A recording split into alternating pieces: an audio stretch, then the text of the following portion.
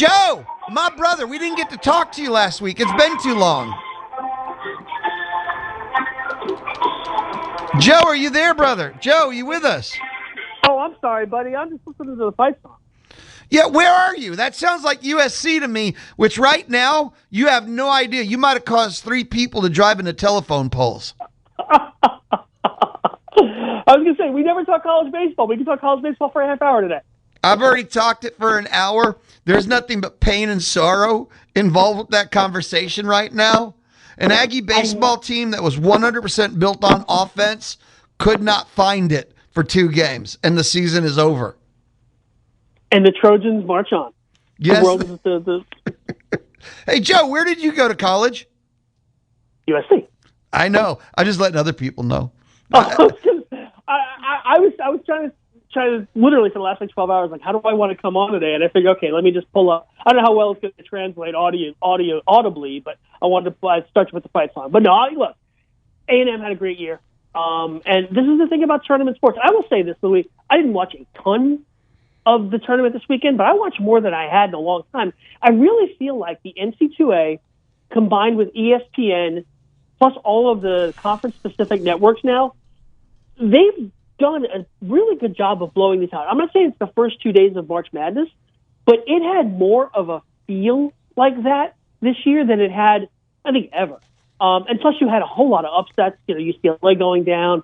A number of the national seeds actually didn't get out of the first round, or out of the super regional weekend. So I just think the college baseball really is having a moment. Well, this year, more than any other year, it did resemble March Madness. Because normally on the national seeds, as a top 16, you get 12, 13, and then even of the other 3 or 4 that are not, you get your 2 seeds, maybe a random 3. Even the upsets aren't that upsetty. But this year, Joe, 7 non-national seeds advance. 7. Almost half the field. That's unheard of. We've got 2 4 seeds squaring off in a super where Troy is going to host Little Rock. Unprecedented. That's never happened before. And I think it was Troy, or was Troy went 3-0 in the regional. They didn't get lucky. They didn't battle their way back. They swept the regional they were in. So you had true March Madness, May Madness. We'll call it May Madness. And also the sights and scenes of college like West Virginia, hosting their regional, 5,000 people singing Rocky Top all at once. You had higher emotional levels. Kansas hosted a regional for the first time ever in school history. And it was, at one point, a cop said, we need to start removing people. This is getting out of control. So you had levels to it. Yeah, it was great to see. And as you say, some of these 4 seeds coming out. I don't know if St. John's was a 4 seed, but I didn't think St. John's even had a baseball program. I know they shoot hoop. Exactly. It's all of a sudden, again, it's like that. It's going to be like the super regional is going to almost have that. These are the teams that are playing on the weekend now in the tournament. Troy or Little Rock, it's like a 12-13 game on the first Saturday of the tournament. It's just one of these teams is actually going to advance. One of those teams is actually going to Omaha. Yes. That's fantastic. I think it's great for the game. So, yeah, so much of college baseball is dominated by the top-tier brand programs. And I think a weekend like this weekend, the ball was fun, and you had these crazy games. I turned on Auburn, NC State.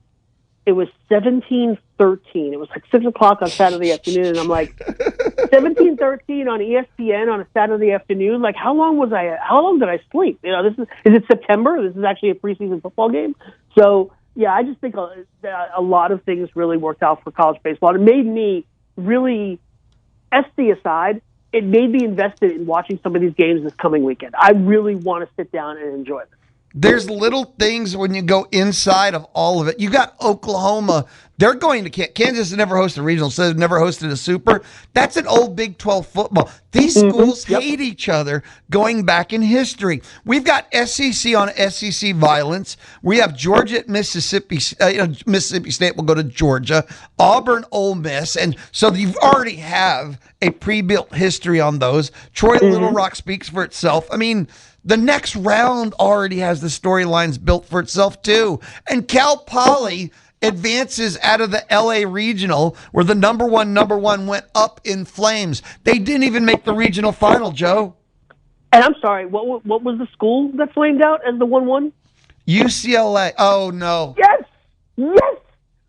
Westwood Community College going down. This was a fun weekend, Louie. For Joe's college baseball side, there will never be a greater college baseball weekend. I mean, unless USC goes on to win it all, which for those that don't know, USC did have one of the greatest college baseball traditions. When I was there, we were a power. And, I mean, we had that one year we won the final 21-14 over Arizona State, this insane game, and then they changed the bats after that. But, McGuire and Randy Johnson, all kinds of superstars came through either just before or roughly around the time I was there. And it's really been sad to see what's happened with the program. Obviously, moving conferences hasn't helped. But it's great to see us make this little comeback this year. Yep. No, this regional round was as good as any March Madness weekend you ever want to quote to me. And normally that's not so for college baseball, but this year specifically, 7 non-national seeds, and the norm is 3 or maybe 4, and not even the 7, but the who part of it too. And then the super regional matchups. Yeah, college baseball had a moment. I don't think you can separate the TV part of it. The fact that ESPN is all in on it across, all of their, and honestly the softball tournaments too. They're all over it on the ESPN-backed, conference stations. The Big Ten network's obviously not ESPN, but they're involved. It's just you can sit down and marinate in this, similar to the way you could marinate in championship week in March when all the conference tournaments are going on. So I think that the expansion of the media opportunities and the fact that people can see these games all over the country is a big part of it as well. Absolutely. Always make sure to have a spare set of batteries. My remote's not going to die on me. Are you kidding me? It's too important. There's too much going on, Joe. It was a fun weekend, and like I say, I'm looking forward to it again. And like I said, maybe by this time next year, we'll actually be able to talk college baseball. Because for me, it's definitely still something in the background for me. Because I got to follow MLB. It's what I do. But it's really great to see the exposure that it's getting. So, Joe, in the MLB universe, and you were gone, but the salary cap proposal has created fascinating conversation. And with the salary cap, you have a max, but there's also a min. And MLB picked a number that there was 9 teams that were over the max, and there was 9 teams under. So they picked an interesting open. Help us. What is salary cap a reality? I can't believe there was even a proposal. And is salary cap communism? Just help us understand the concept of MLB and a salary cap. Well, I know sports fans are used to cap systems now because they have them in the NFL, the NBA, and the NHL. MLB has always resisted it. The last time the MLB players have always resisted it. The last time MLB actually went for a cap was back in 1994, and that's for the year that the MLB players went on strike. We lost the World Series. Eventually, MLB imposed their cap system as part of the negotiating process, and in doing so, that eventually got tossed out in court. Ever since then, they really haven't pushed that hard for a cap, and over time, they've gained the upper hand. The system currently in place in MLB is the best system the owners have had since before free agency. You got to go back to 1975 to find an economic system that was better for MLB than the owners than the one they have right now. So I think they want a cap if you have cost certainty. If you can say we're going to spend 50% of revenues on the players and everything else we're going to keep, pay staff and what, you know what I'm saying? That's a system that makes your franchise value go up. And that right now seems to be the biggest reason they're pursuing it. If you have a cap, if you have cost certainty, your franchise value will go up because somebody buying the franchise can know I'm never going to have to pay more than 50% of revenues towards the players. So that's the biggest reason they're going for it right now. But I have to be honest with you, Louie, I don't think they're going to go to the mattresses for it. They have a good system as it is. They know the players are probably not going to accept the cap. And most of the document, if you look at what they said and in the proposal itself, which didn't have a lot of details, and some of the comments afterwards, this is a public-facing document. It's designed to message to fans that, we really want a cap, just like all those other leagues have, so that the Dodgers can't keep spending. It's very much a press release. It's not an economic document. It's not a document that you can actually take into a negotiating room and say, these are the things we want. It was very, other than the details on the specific band of the range and the 50-50 revenue, it was really nothing else to it. So What I would say is I'm not taking it all that seriously. There's a lot of time between now and the end of the CBA or when you really get serious about negotiating. I really think this is a messaging document, and I think they'll stick with it because there were so few details in it. Like, they could update it a month from now with more details and maybe tweak the numbers and then do it again. But here's the thing. They're proposing a cap, and the MLB players are basically saying the current system with some significant changes to it. There's no middle ground between those two things. Like, you can't give me the average of an apple and an orange. They're two completely different systems being proposed. And until one of the sides moves off of it, MLB decides not to pursue a cap, or the MLB Players Association decides to accept a cap system, which is very unlikely, there's not really a middle ground between these two sides. There's not really a negotiation to be had. It's not like they're far apart on the same axis. They're on completely different axes. So I think it's gonna be a little bit before we get any movement. So when you say it's messaging, right? Who are they messaging? Is this a message to the players' union? Is it a message to the fans? They're trying to get support because the owners always lose the popular vote. Like, who are they messaging?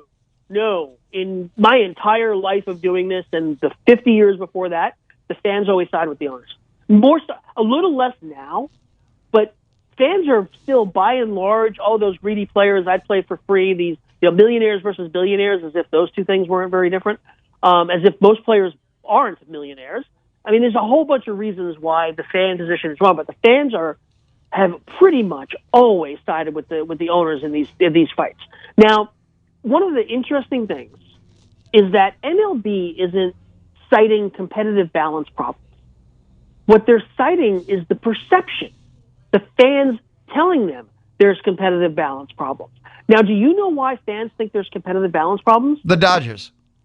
No, because the owners have been telling them there's competitive balance problems. But when you actually look at the data, whether it's the standings, fluidity of the standings, who makes the playoffs, who makes the World Series, who wins the championships, MLB's competitive balance over the course of this century is right there with the NFL's competitive balance, cap league, the NBA's competitive balance, cap league. It's better than, by some measures, MLB's competitive balance is better than those leagues. And mind you, MLB plays the longest season, so there's not as many flukes, and it has the fewest number of teams make the postseason.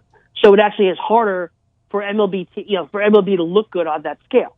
And yet, MLB's competitive balance is right there with everybody else's. The MLB can't argue competitive balance.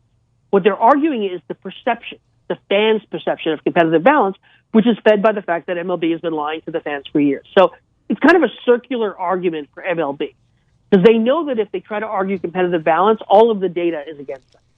And if they know, and they can't even argue like financial, like for a while, MLB teams would tell you, oh, we're not, we're losing money, blah, blah, blah.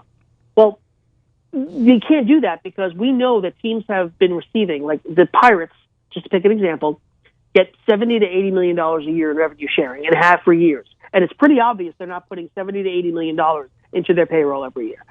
The Dodgers last year kicked back $180 million to the league in payroll cap penalties, in tax penalties and revenue share. I have a hard time arguing that the Dodgers are the problem when they're kicking back $180 million a year to the league. So the MLB has a lot of trouble right now making financial arguments. Basically, any argument that relies on data and facts, MLB is going to have a hard time making because they don't have the data and the facts on their side. So they're trying to appeal to emotion. They're trying to appeal to perception. So what will? Okay. So what is going to be their negotiating tactic? You're leaving me almost like confused as to what are they going to try and do? Well, it's June 2nd. And what they're going to try to do is just stay on this path. Like I said, they're giving themselves a lot of leeway here to modify and change and add details to their plan. Like I said, it was if you compare the two plans, Louie, the players, this long, elaborate list of things, numbers and goals, and MLB basically just said, hey, payroll cap, we'll figure it out later. So they can actually go back to this a few times. But this isn't going to get serious until November, December. And at some point, the owners are going to have to decide, do we want to continue to pursue this cap system, which will, they're comfortable locking the players out. And the players are going to have to decide, how long can we eat a lockout? I will say that the change in leadership at the Players Association. Remember, Tony Clark was forced to resign a while back, some personal scandals not having to do with his leadership of the MLBPA for the most part, and has been replaced by a labor lawyer, Bruce Meyer. And he's more in the tradition of Marvin Miller and Don Fear, the most effective leaders that the MLBPA has ever had. So I think the chance that the MLBPA holds its line on the cap is greater than it would have been under Tony Clark. So this is where we are right now, Lee. Like I said, there's no negotiating from these two positions. They're completely different. They're on completely different axes. And until one of these sides moves to say, we're going to accept the status quo and just negotiate the tax system and the revenue sharing, or the players come down and say, yeah, we'll take the cap, there's just nowhere for these teams to negotiate. So it's going to be a little while where we're in the status quo. Joe, let's grab a timeout. Come back. Let's talk players, games, entering the summer and stuff like that. Sounds fun. Joe Sheehan of the Joe Sheehan Newsletter. It's a Tuesday thing. He joins me on the D4 Land Services Hotline. It's the Louie Bellina Show. Tuesday on the Zone. Your home for Texas A&M football is Sports Radio 1150 AM and 93.7 FM. The Zone. The Zone. Joe Sheehan Newsletter. Joe, Jacob deGrom earned his 100th career win as a Ranger. That was all of yesterday against the St. Louis Cardinals. And I was wondering, if Jacob deGrom was a Hall of Famer, but what's going to be the new credentials of a Hall of Fame pitcher? Because, with the past generation or so, it's not the same standard for Hall of Fame for starting pitchers. Yeah, we're slowly sorting that out. There was a generation of pitchers that finished up their careers in the 80s that is probably going to end up kind of getting a little screwed here. If you think about guys like Tommy John, Kim Kotovich got in through the Veterans Committee, Luis Tiant, and then later on you talk about David Cohn, Oral Hershiser, Dennis Martinez, and Kevin Brown.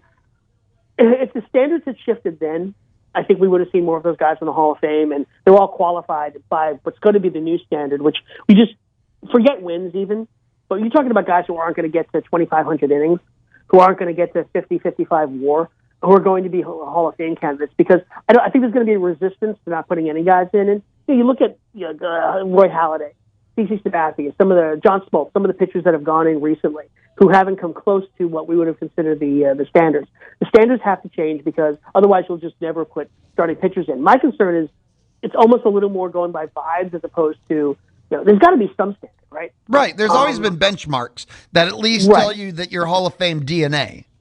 Yeah, this exception, Sandy Koufax was an exception. He basically had 4.5 good years, and they put him in because there were 4.5 great years, and he got his career cut short.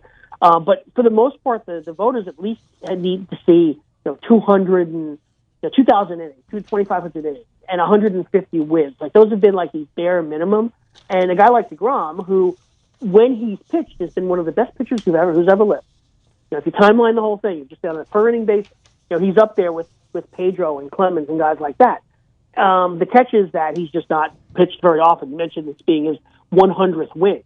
I mean, there's just no precedent for putting a starting pitcher with 100 wins, or let's say he gets to 125 wins in the Hall of Fame. So I think that's going to be a very interesting debate down the road. But before we get to him, of course, we're going to be processing.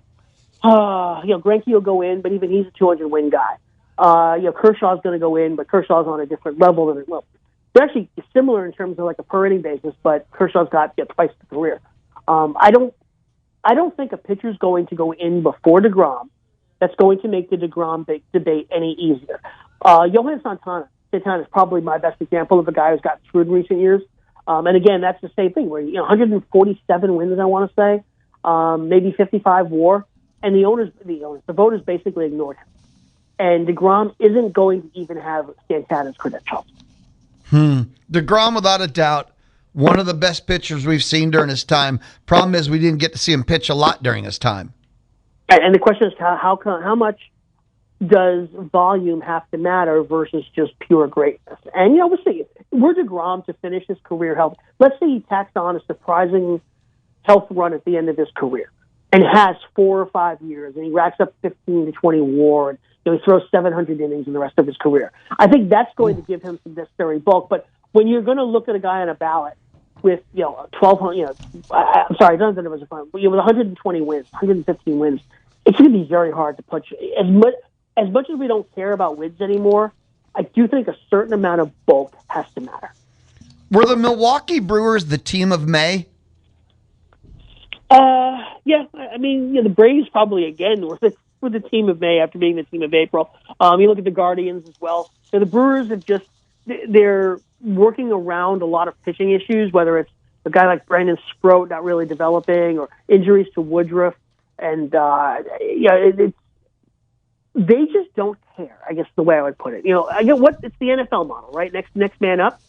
And they're just fine with, okay, well, Christian Yelich has to go on the aisle with a back problem. We'll plug in Garrett Mitchell. Or, we decided to trade away literally every third baseman on our depth chart, which they did back in February. And, we'll just plug in guys at third and we'll be fine. They just very much seem to be, we trust the guys here, and we're going to put them on the field. We're going to do the things we do, which is get on base. We're going to play defense.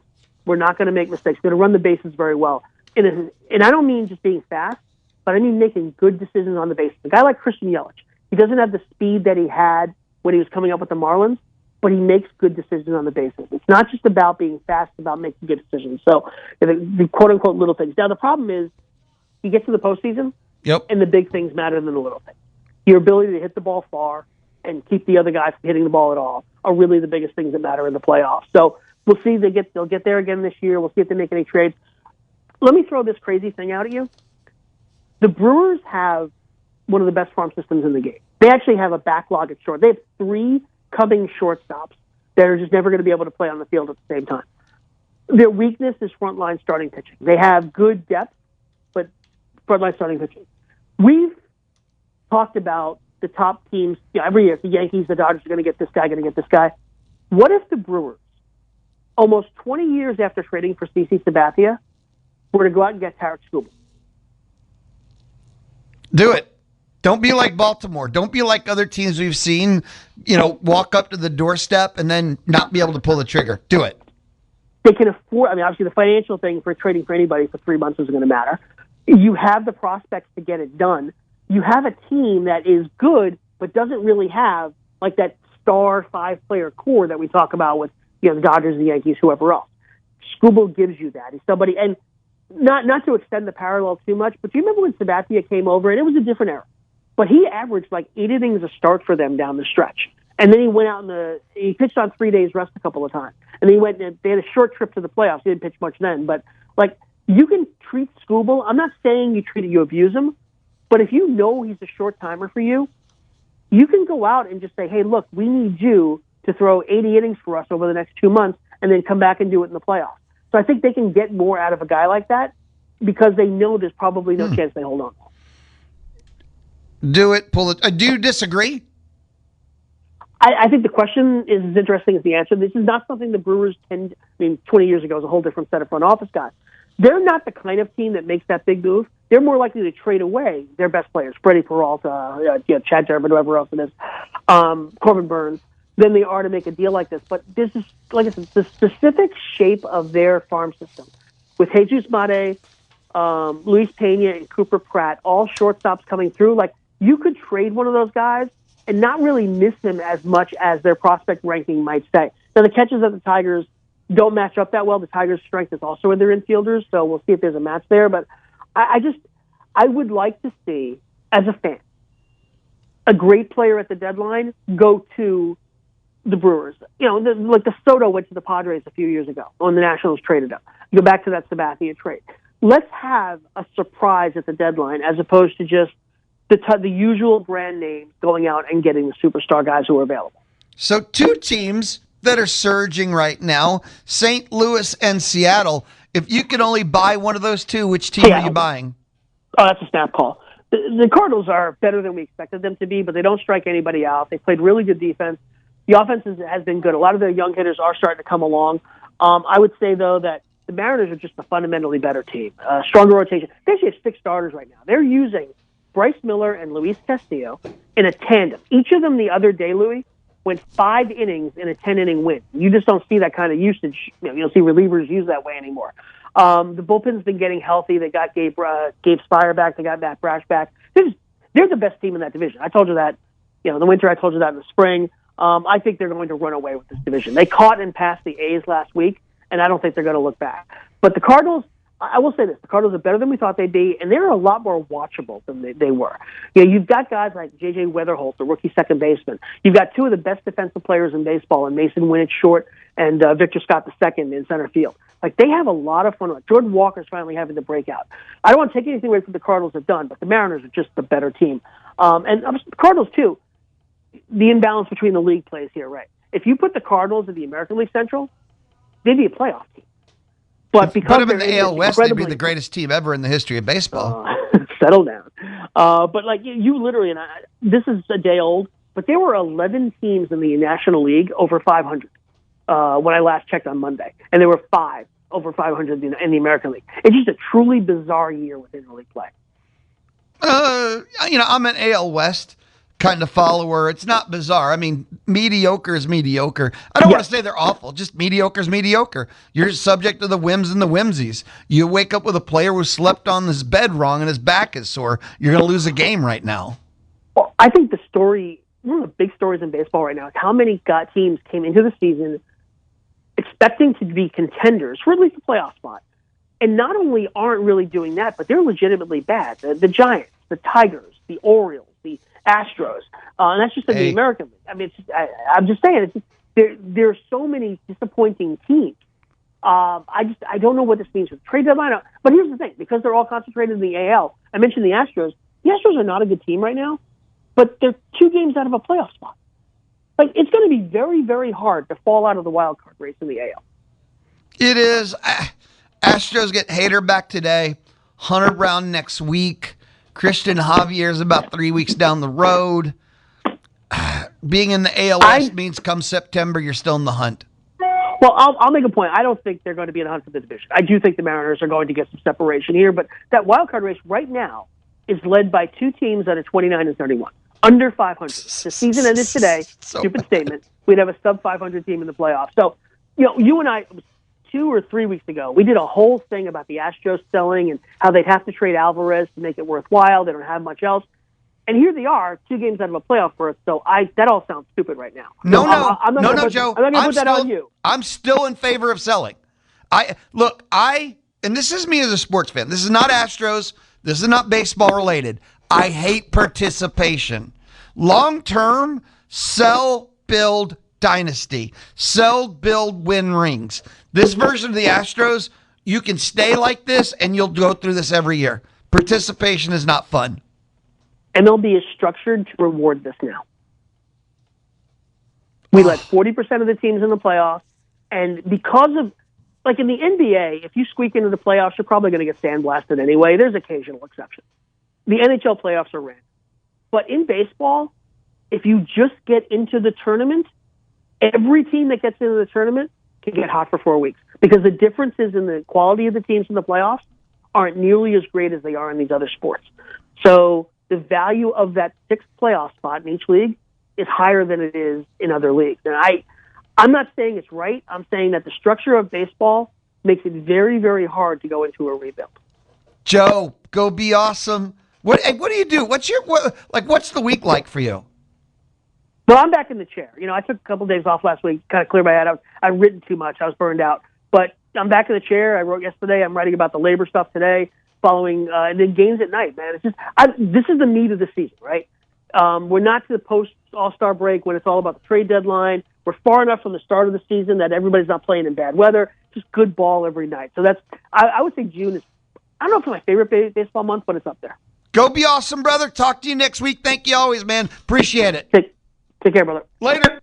Joe Sheehan of the Joe Sheehan Newsletter hangs out with us on the D4 Land Services hotline. And, well, it's in the name, D4 Land Services. But what if you need your land fixed up or your land cleared or your land excavated? Go check out D4LandServices.com. This is the Louie Bellina Show, Tuesday on The Zone.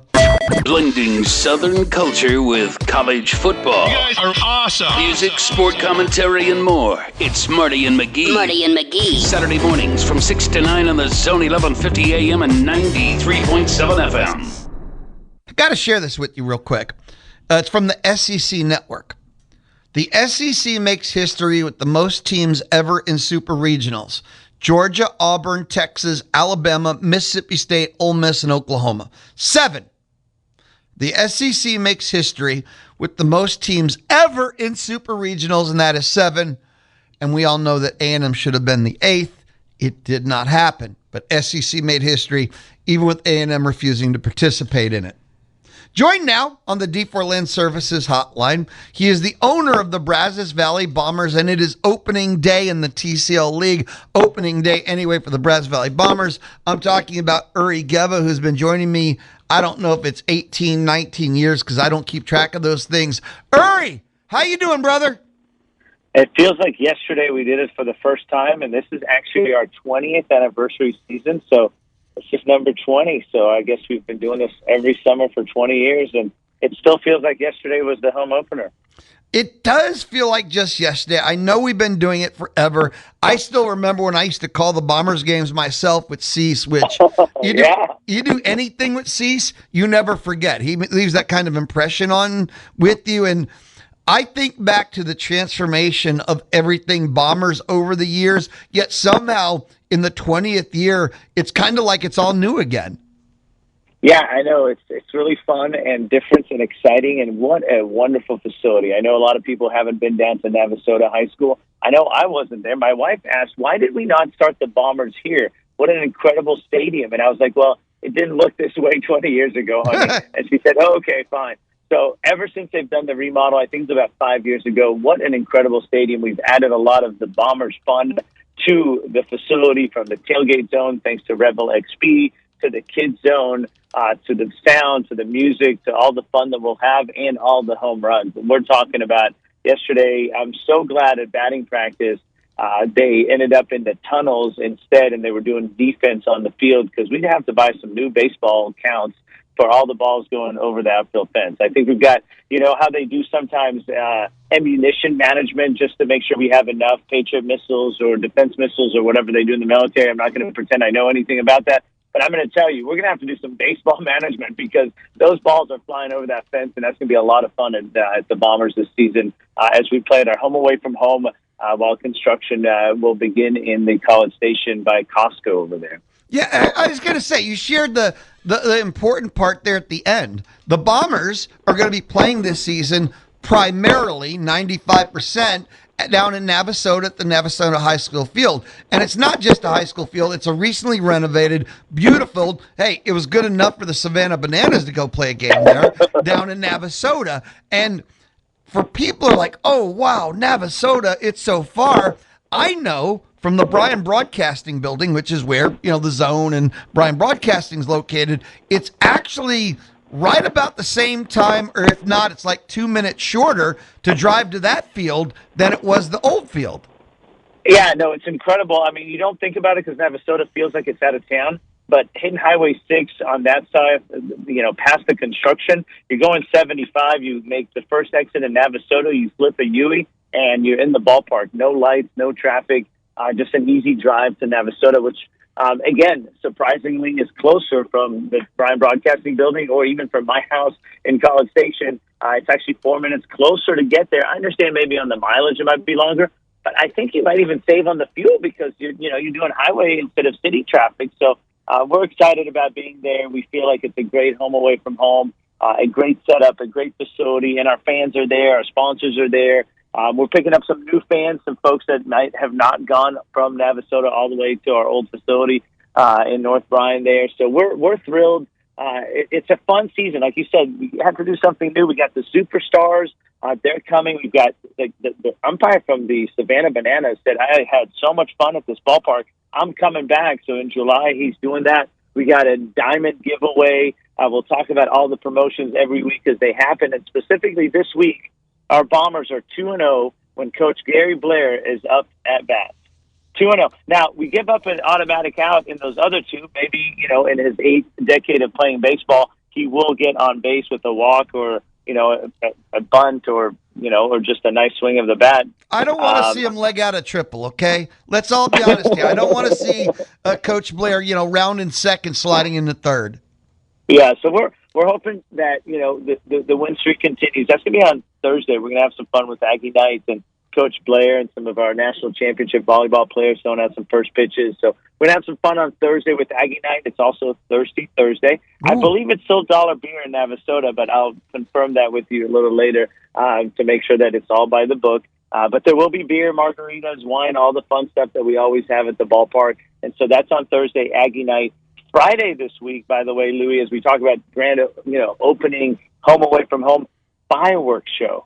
Big fireworks show that the Bombers always do on Friday night. Well, guess what? This Friday, we're having a big fireworks show, and we are thrilled. It's going to be so much fun. We always shoot the fireworks around 9 o'clock.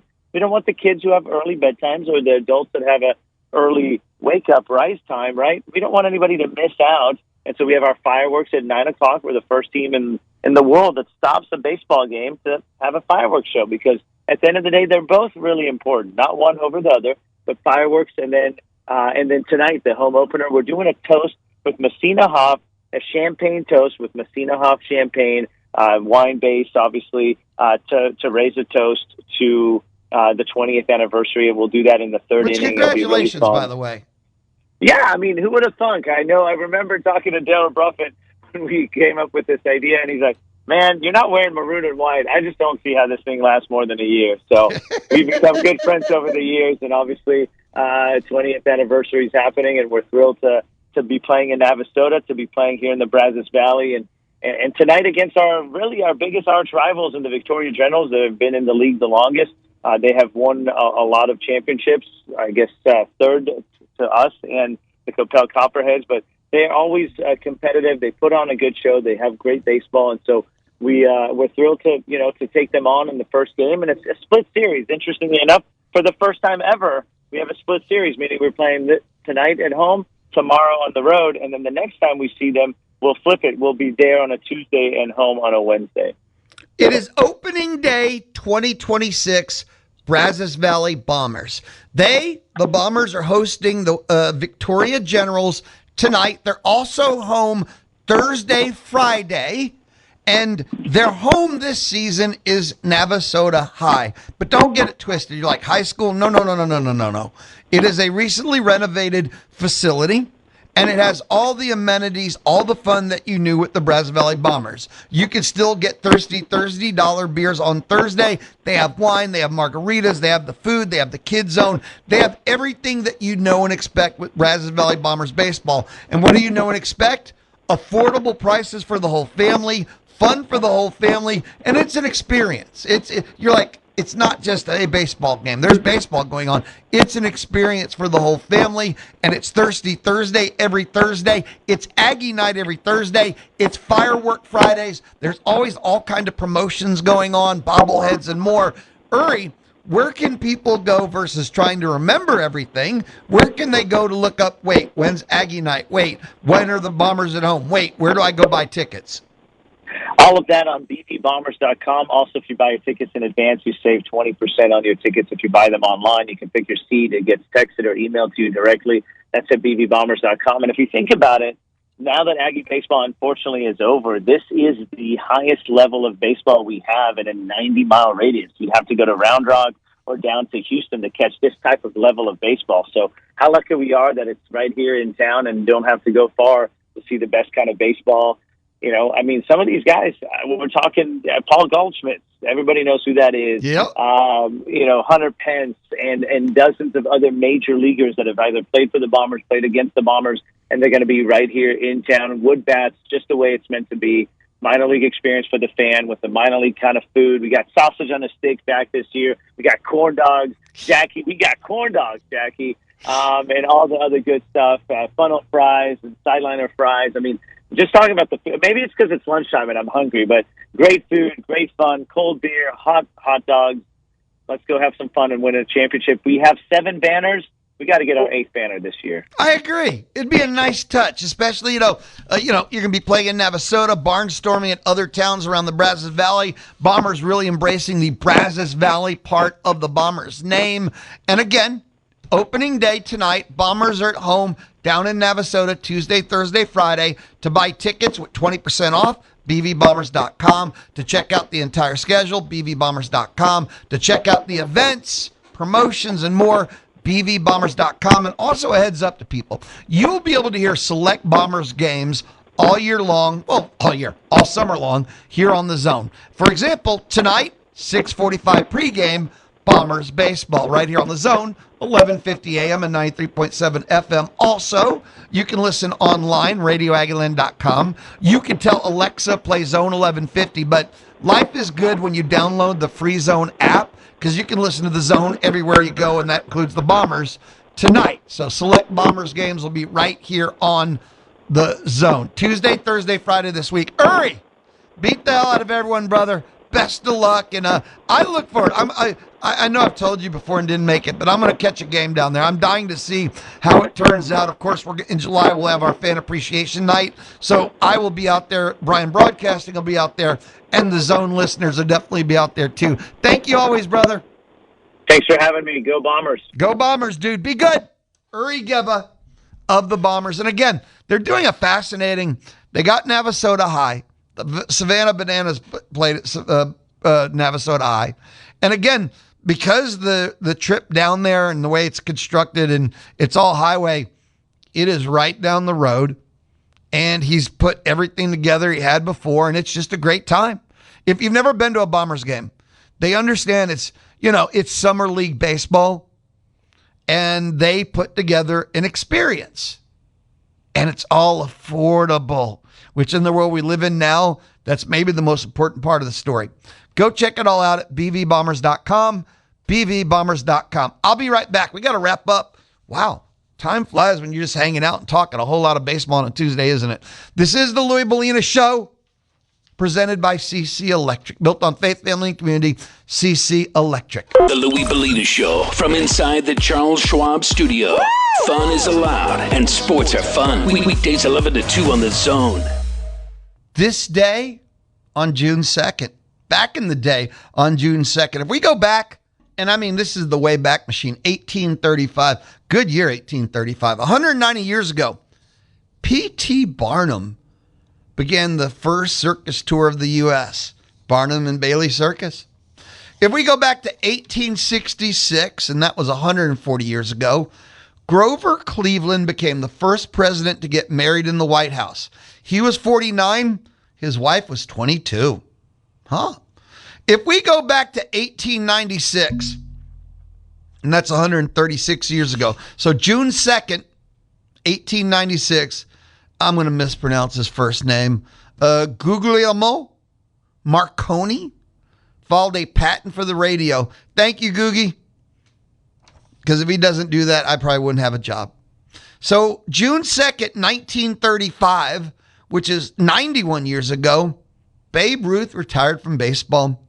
714 home runs over his 22 seasons. Babe Ruth retired from baseball on June 2nd, 1935. If we go to the year 1977, June 2nd, 1977, 49 years ago, New Jersey decided to allow casino gambling in Atlantic City. The first casino opened less than a year ago. In 1987, June 2nd, 39 years ago, the Seattle Mariners made Ken Griffey Jr. the number one pick in the Major League Baseball draft. And I got to be honest with you on this one, right? I don't like the Mariners. They're not on the hate list. They're not like Baylor and Texas Tech and LSU, but it was hard to hate Ken Griffey Jr. If we go back June 2nd, 2008, and that's all 18 years ago, so 2008, June 2nd, legendary rock and blues guitarist Bo Diddley died of heart failure.